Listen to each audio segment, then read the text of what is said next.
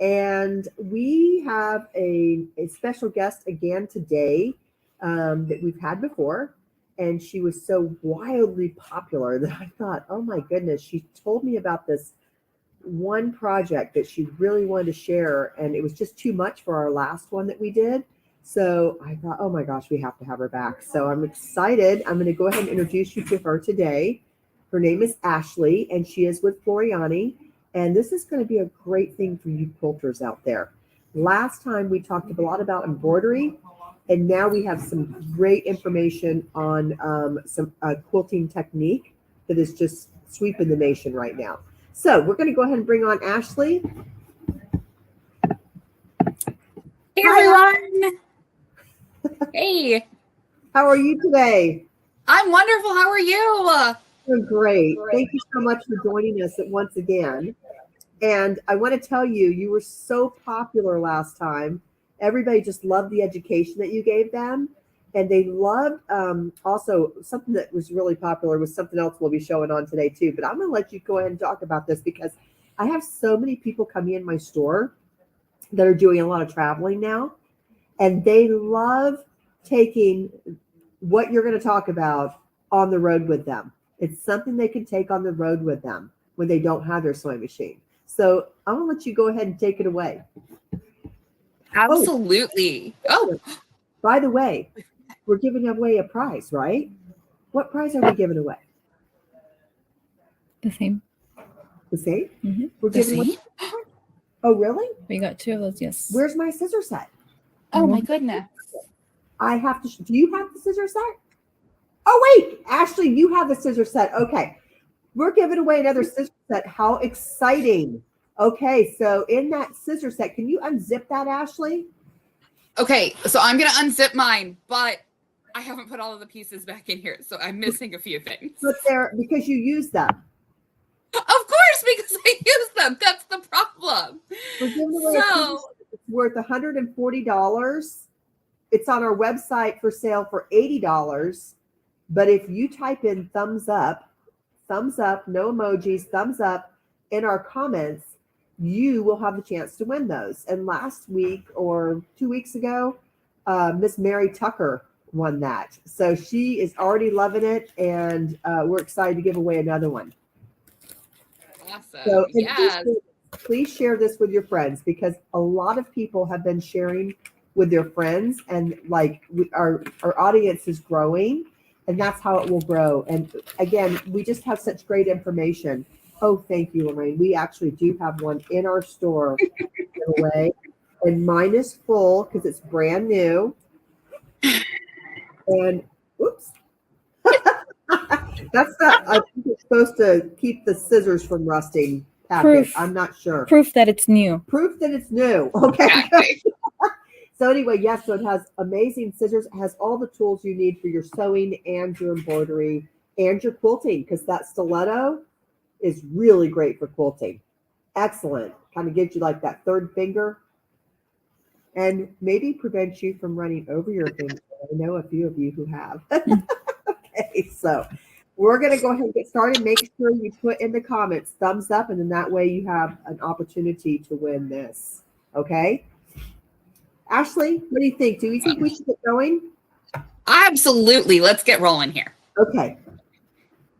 So today we're going to talk about English paper piecing. And I know I say English paper piecing and some of you out there have already rolled your eyes and you are like totally tuning me out. But the thing about English paper piecing is it is making a huge comeback, and you don't have to do English paper piecing the way that your grandmother may have done it years ago. You don't even necessarily have to do English paper piecing maybe the way you learned how to do it some time ago. There are lots of great ways to do it and make it modern so you're not necessarily tied to a whole bunch of hand sewing. Because me, that is not my game at all. If I can avoid hand sewing, I avoid it. And that's at pretty much all costs. Mending included. Yeah, my husband's pretty much on his own for that. But anyway, English paper piecing. So lots of times we think about really traditional looking things like this little mini grandmother's flower garden placemat that I have here. I guess it's not a mini placemat. But you know, we're talking about hexagons or other traditionally done shapes. How do we make these in a modern way that saves us some time and some frustration and takes out some of that hand sewing in the process? So to do this technique, there are a few supplies that I like to gather up from my quilting collection of stuff, my Quilter Select stuff. I am going to need a glue stick. So these are our Quilter Select glue sticks. And to get started, I am actually going to cut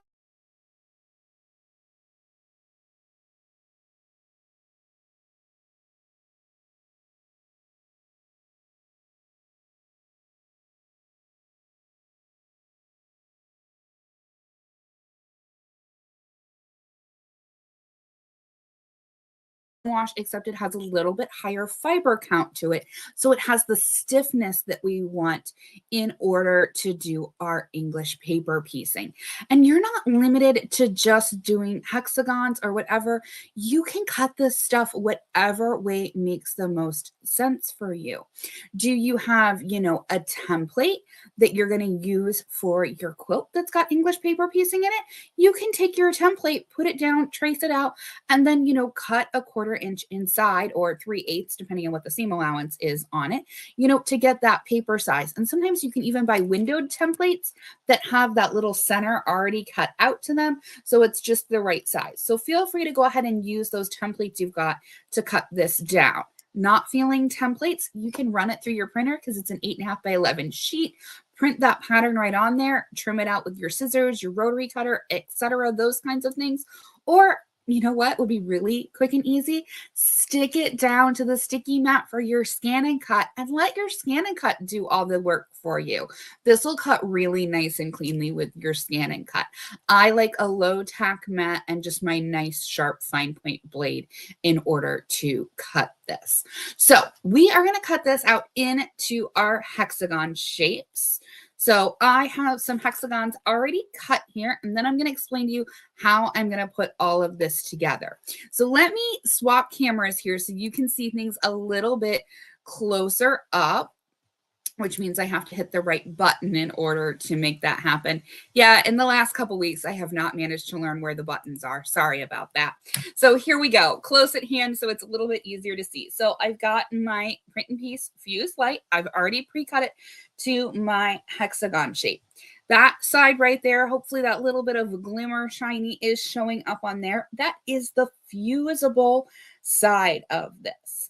So I went ahead and pre-cut some hexagons just to make the process a little bit faster. You are going to need a pressing surface of some kind. I'm just going to pull over my tiny little wool pressing mat here. We're not going to press on top of our mat, but we're going to have our mat as our background. You would line this up in the middle, and then you would take your iron and you would press this for roughly 5 seconds. Medium temperature, dry iron. Make sure it's dry because we don't want to start to inadvertently melt our print and piece fused light before we've actually gotten to use it. After you've got this fused and ready to go, we are going to use the glue stick in order to turn our edges to the back. Now, I love that I can take this with me wherever I go. I don't need any extra tools or supplies. I don't even necessarily have to have scissors that TSA might take away if I was flying with them. So with my glue stick here, you'll notice this glue stick is neon yellow. So you can see it on pretty much every color fabric under the sun, except maybe neon yellow. But in the 5 years I've been doing this, nobody has yet to tell me that they've got a neon yellow project that they need to glue together. It is fabric glue, so it's designed to stick to fabric. It'll also stick to my print and piece fused light here just fine. And we are just going to run a little line of that right along the edge of that print and piece fused light. It's kind of hard to see here, but I did extend it out onto my fabric because our next step now is we are going to fold that excess fabric back behind here. And then we're just going to work our way around this particular hexagon. Now, you could do this for any shape out there. You're just going to, glue and then fold back. It does take a little bit of practice to get the feel for the print and piece fuse light. So cut yourself out some hexagons or another shape of preference and give some trials before you dive into that entire English paper piece quilt. Maybe you're just getting started on something that's like partially foundation piece. I know Queen of Hearts from Tulip Pink gets started soon-ish. That's partially, paper piece or partially English paper piece, partially traditionally pieced, but there we go. I have managed to turn back all of the sides on my hexagon there, and now I'm ready to attach this to my project. Before we go ahead and put this into a project, though, I want to share with you a couple of other things that are going to be really helpful in making your English paper piecing a complete success. So some of those other things that you are going to probably want as you're getting into this, not only your glue stick, your print and piece fuse light, but you're going to need probably a rotary mat of some kind and at least a couple of rulers. This is the brand new 9x12 mat from Quilter Select. If you've not seen these before, they are dark gray on one side, light gray on the other, and yep, that's what the background is. I've got another mat sitting down here. These have numbers going in left to right, right to left, top to bottom, bottom to top. So they work for our left-handed people and our right-handed people without anyone having to count backwards and find those particular, numbers that they need and put their finger there and count again to make sure that, you've got that right size piece. And what I love about this nice small one is this can sit right next to me as I'm working on things. Maybe I have fabric that I'm fussy cutting out to make those shapes, so it's not going to take up a lot of space. I could even maybe put this on top of my larger wool pressing mat if I was working, close at hand to, fusing things, and have it right there. So in combination with the mat, you're going to need some kinds of rulers. For English paper piecing, my 2.5-inch square lots of times is my go-to ruler.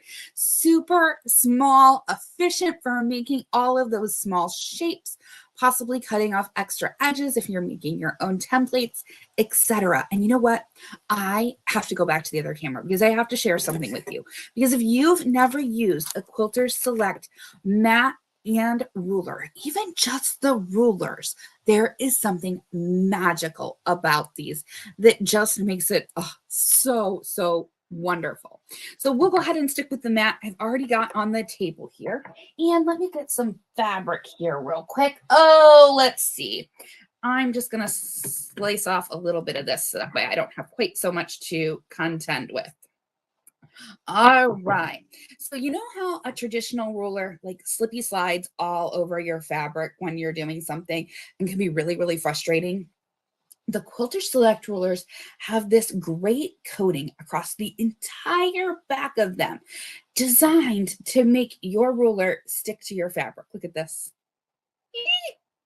It holds it in place, which is awesome as I'm doing things like fussy cutting that we like to do lots of times for English paper piecing. I can get my ruler down on here and move this to an angle that is comfortable for me to cut at. So for right now, it's this kind of funky angle based on how I'm sitting.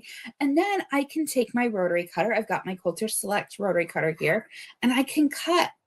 And with just a little bit of pressure, I can spin around the piece that I'm doing. So imagine squaring up your quilt blocks this way and not needing one of those special weird rotational mats, because you can just easily twist and turn on here as you go. So pretty cool how those work together. And I love this, just kind of in reference to the size of this little template. Like basically it's almost exactly what I need to cut out to make, this is a template to make 1-inch hexagons with 3/8-inch seams, just that I had in my collection. But like it's almost the perfect size to do that. Like that would be a great way to figure out where the center of my fabric is, to know what it is that I would be working with. So that one is one that I keep close at hand.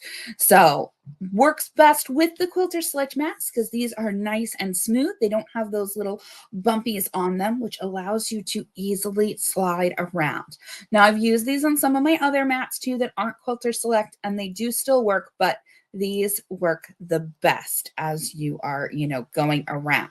So let's look at some of the different hexagon projects that I've got here for you, because hexagons can go so many different ways.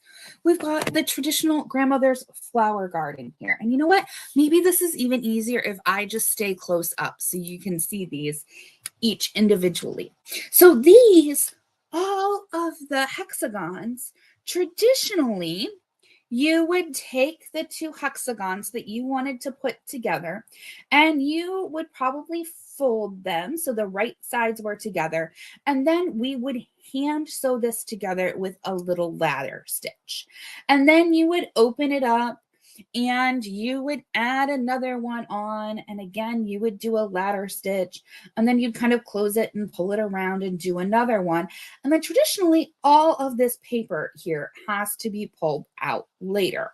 Well, since this is partially water soluble, we do not need to remove the print and piece fused light, which means I can do something like my grandmother's flower garden here and make it go nice and quick. I actually just took and used some sticky tape. I used some of my Stitch Perfection tape, which is the 2-sided sticky needle-friendly tape, and just took and put it on the back of my hexagon, peeled off that release liner. Always tear this stuff. It just makes it easier to get back off. And then I aligned these together how I wanted them to be and just kind of stuck it down to my project. And then it allowed me to take just my top fabric and my hexagons that I've got arranged in place and stitch them down using my sewing machine. Yes, seriously, my sewing machine. Look at the little, blanket stitched edge on there. These, I did the blanket stitch the entire way around. You could go with that little stitch that goes like one direction and then the other direction, that kind of, blanket stitch that splits center if you've got everything ready to go in order to do this. So no hand sewing. And you can do that because of the print and piece fused light. It is going to be super soft once you are done. You could not do that with something that had those cardboard templates in it that you're supposed to pull out if you had sewn through them this way. It would just not work. So it gives you the ability to do things on, items like this, where you've got, lots of different ones put together. You could even go bigger. Quilted jackets became popular a couple years ago again, and it doesn't look like there's any chance of those slowing down in popularity right away. So we actually did a quilted jacket with hexagons. And you know what? Let me show it to you here on the screen first so you can see the entire thing, as opposed to me just trying to hold this up and show you bits and pieces of it, because I can't quite get it all Tetrised up here in just one picture here. So here we go. Here is a picture of it for you. So this was a ton of fun to make. So if I zoom in here, you can see that there are individual hexagons on there. And I actually used my embroidery machine in order to put those all in place. So you could sew them down however you wanted it to be, but for me, that was just the way I wanted to do it. I used my tape again, stuck them in place so that way they wouldn't shift on me. And of course, I have to show you the jacket in real time because pictures are great in order to see everything overall and whatnot. But there's just something about, someone holding something up and you being able to, see it kind of as we're, going along here. The back might be easier because then you're not looking at the lining too, about the jacket. So I just kind of put these randomly spaced in little clumps of, 3 to 5. And then I repeated those embroidery designs to fill up some of my extra space. One of the common questions I get when I show this jacket to people is, Ashley, did you make an entire quilt and then cut it apart for the jacket? And the answer is no. I sat down and tried to do the math to figure out what size quilt I needed to make in order to make the jacket. I was planning on making it for me. It does fit me. I wish I would have sized up probably about 2 more sizes. I didn't take into account the fact that there wasn't quite as much ease in the pattern as what I would have liked. But I did lay out my fabric and kind of like rough trace the pattern pieces on it. So that way, when I appliqued the hexagons down, I made mini quilts.